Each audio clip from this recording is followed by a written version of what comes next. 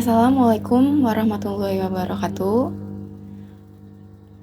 Kami dari kelompok 8, kelas 644C05. Pada kesempatan kali ini, kami akan memaparkan hasil diskusi kami mengenai analisis sistem berjalan operasional pada PT Indofood Sukses Makmur Tbk guna memenuhi tugas mata kuliah manajemen bisnis dan operasional. Sebelum itu, izinkan saya memperkenalkan diri terlebih dahulu. Saya Hania Husaini, yang akan ditemani oleh dua rekan saya, yaitu Alia Sabrina dan Wildatul Lailia. Baik, tanpa berlama-lama, kita langsung ke pemaparan materi, yaitu yang pertama ada latar belakang. Dalam era digital, persaingan bisnis yang semakin ketat, perusahaan dituntut untuk terus meningkatkan efisiensi dan efektivitas operasionalnya.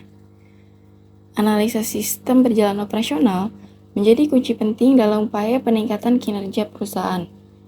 PT Indofood Sukses Makmur Tbk sebagai salah satu perusahaan makanan terbesar di Indonesia yang didirikan pada tahun 1990, perusahaan ini telah berkembang pesat menjadi pemain utama dalam portofolio produk yang beragam, mulai dari mie instan, tepung, minyak goreng, hingga makanan ringan dan minuman.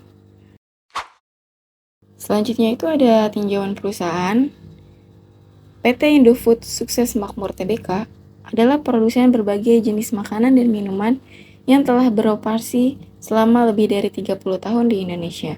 Perusahaan ini memiliki lebih dari 90.000 karyawan di seluruh dunia dan telah menjadi salah satu perusahaan makanan terbesar di Indonesia dengan berbagai produk yang dikenal luas oleh masyarakat seperti mie instan Indomie, tepung terigu Bogasari, minyak goreng Bimoli, dan berbagai bentuk makanan lainnya.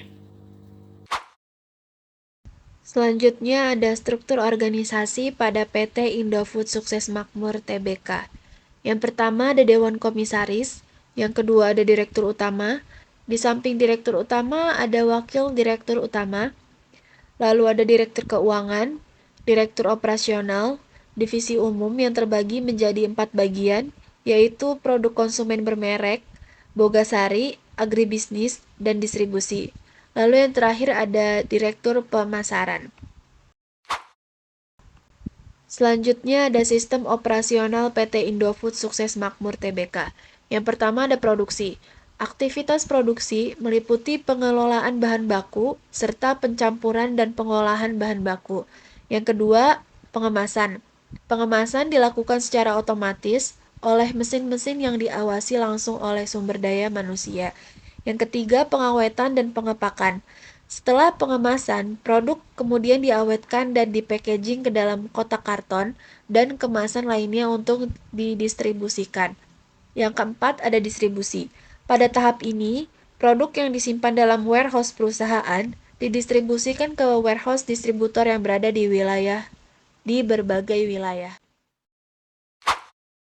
Selanjutnya, ada kendala pada sistem operasional PT Indofood Sukses Makmur Tbk.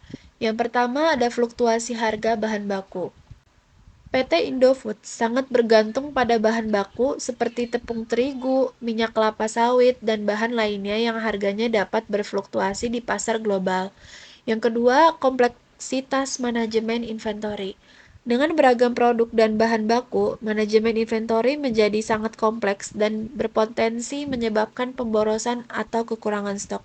Yang ketiga, tantangan distribusi di wilayah kepulauan. Sebagai negara kepulauan, Indonesia memiliki tantangan distribusi yang unik, terutama untuk menjangkau daerah-daerah terpencil. Yang keempat, ada perubahan preferensi konsumen. Tren kesehatan dan perubahan gaya hidup konsumen dapat mempengaruhi permintaan produk-produk tertentu. Yang kelima, ada tantangan keberlanjutan dan lingkungan. Tuntutan untuk operasi yang lebih ramah lingkungan dan berkelanjutan semakin meningkat.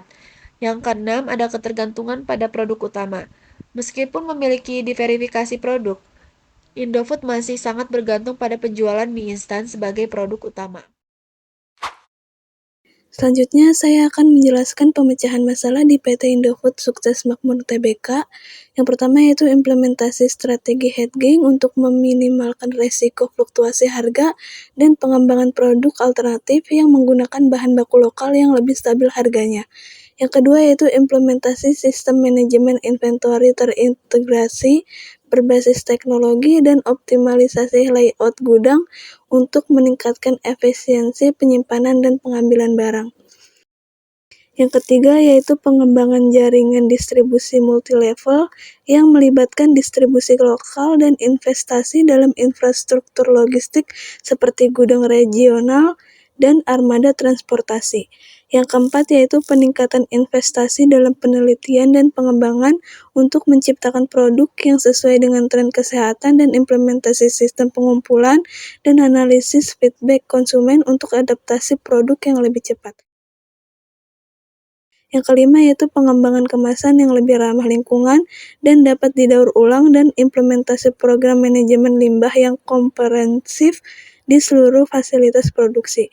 Yang keenam yaitu peningkatan investasi dalam pengembangan dan pemasaran produk-produk non-mie instan dan ekspansi ke segmen pasar baru termasuk pasar ekspor. Sekian presentasi dari kelompok kami, kurang lebihnya mohon maaf. Wassalamualaikum warahmatullahi wabarakatuh.